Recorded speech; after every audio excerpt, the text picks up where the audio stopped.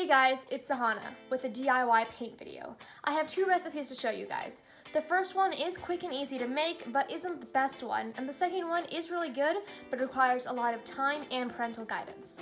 For the first recipe, all you need are 4 simple ingredients: flour, salt, water, and food coloring.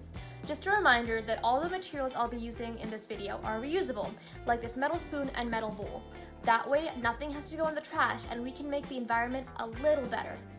Just a reminder that all the ingredients here are not proportional. All we're going to do is look for a nice thin consistency. So I'm going to get my spoon and add a spoonful of flour to my bowl. And next I'm just going to take a little bit of water and also pour that in.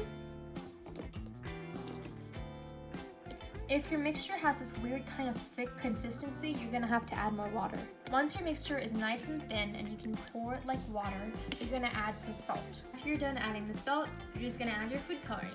I'm going to put 1 drop of blue, if it comes out, and a little bit of green so that I can get a nice teal color.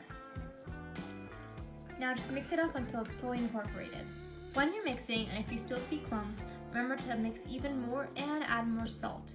Reminder that the salt actually changes the mixture so that you don't have as much floury clumps when you paint. This is the kind of consistency you're looking for. Just a nice, smooth pour. Alright, now that I got my 3 colors, let's go paint. My favorite way to use this paint is using the drip effect. Basically, all you have to do is line the top of the paper with a lot of paint, and then just lift it up. And wait.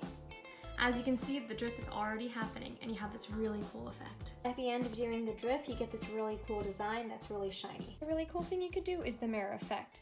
Basically, all I did was fold the paper in half and put a lot of paint and random designs on one side. All you gotta do is fold it over, press hard against it, push with your fingers a little, and you can see the paint already coming through. Then, all you gotta do is open the card, and you have this cool mirror effect. Now on for our second recipe. This recipe is kind of complicated and it does require some heat.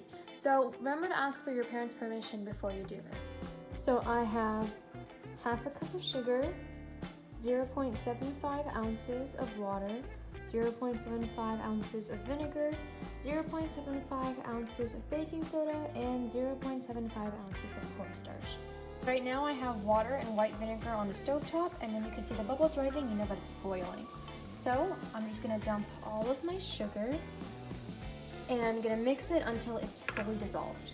After just a couple of minutes, the sugar has fully dissolved and you should have this kind of clear color. So then you're going to add your cornstarch and your baking soda. And you're gonna mix all of that. I don't want to make the mistake I made. I poured all of the baking soda and the vinegar at once.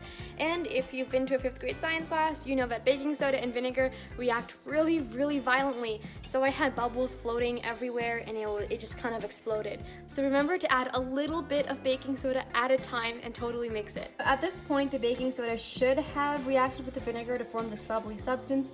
Remember again not to add too much so it doesn't explode. And then you're just gonna stir it like this for a while until the bubbles dissolve and you have a clear mixture. If your bubble mixture is still not dissolving when you're adding heat, just totally turn it off and let it rest for a couple of minutes. You can see the bubbles are slowly going down and you have this kind of clear substance. So now I'm just gonna take this mixture and divide it evenly among 3 bowls. Now just add your food coloring and mix.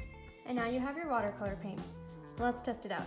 So this is the painting I did. Obviously the clouds aren't in the right color, but I'm actually really happy with how it turned out. It dried very quickly and a little went a very long way.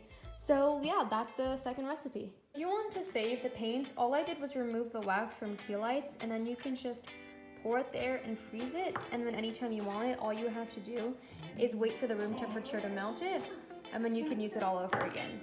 And I think this is just the best paint because it's really easy to make and it's also really cheap. Alright, so that was our video.